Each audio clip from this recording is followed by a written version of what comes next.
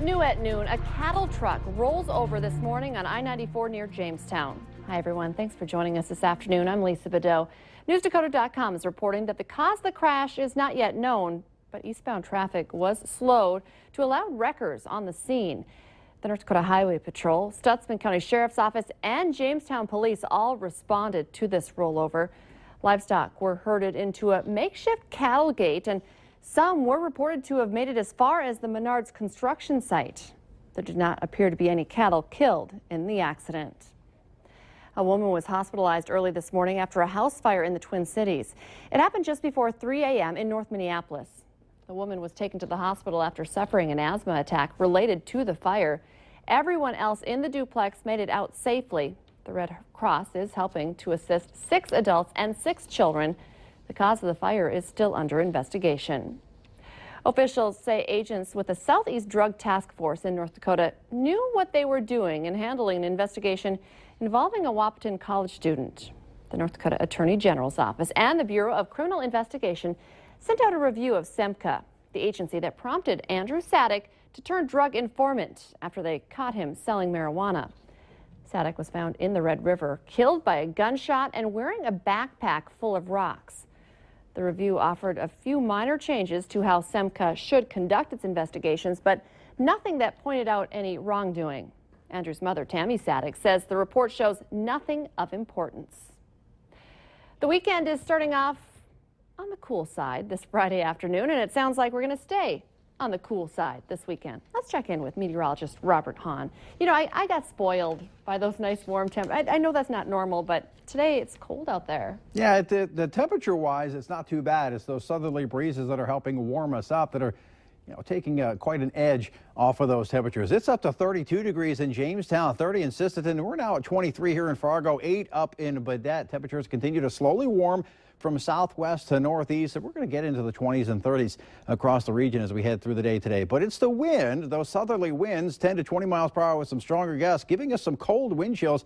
As cold as 8 degrees here in the Fargo-Moorhead area, -4 in Roseau, 2 below in Baudette. You'll still want to bundle up as you head out the door. Still some lingering snow up in northwestern portions of Minnesota. This should be winding down as we head through the next few hours. May still see a dusting to a very light coating of snow up in northern portions of Minnesota as we head through the next little while. Over the next couple of days, we've got that chance for snow north tonight.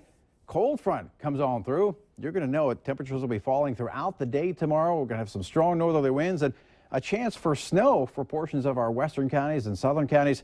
Who has that best chance? We'll let you know coming up. Thank you, Robert. Children in South Dakota who are not vaccinated against the measles right now may end up missing nearly a month of school. The State Health Department is telling schools that they could keep unvaccinated kids out 21 days after the last student breaks out in a measles rash. The guidelines come from the Centers for Disease Control. The number of measles cases in the U.S. is approaching 100. It's the second biggest outbreak in 15 years. Meanwhile, a Minnesota lawmaker wants parents who don't vaccinate their children to learn about the impact of immunizations on diseases from a healthcare provider.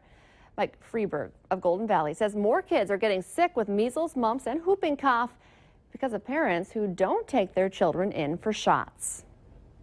A desperate rush to save babies went on all night in the rubble of a Mexico City maternity hospital that was leveled by a propane explosion.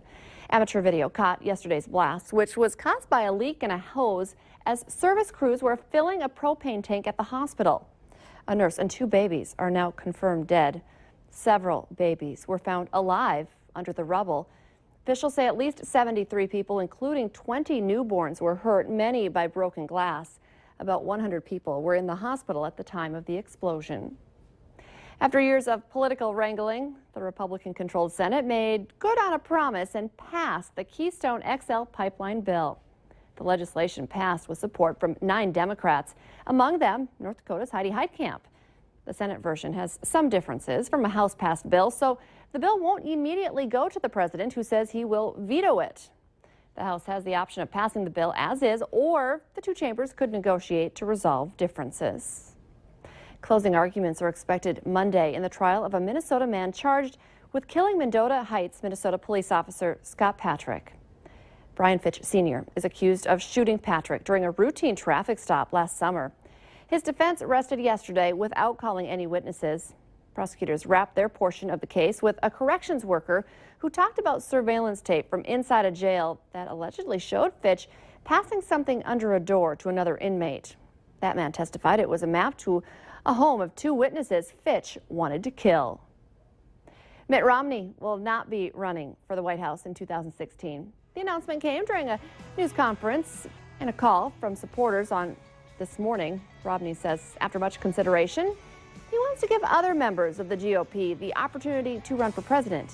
He had expressed interest earlier this month in making another run for office. Romney ran in 2012 elections, losing to President Obama, who is serving out the remainder of his second and final term. It's Friday, and time to take a look at this week's Valley's Most Wanted. Police say Everett Jones Jr. is wanted for aggravated assault, interference with an emergency call, resisting police, and a probation violation, rather. His picture is on your TV screen right now. If you know where he is, please call police.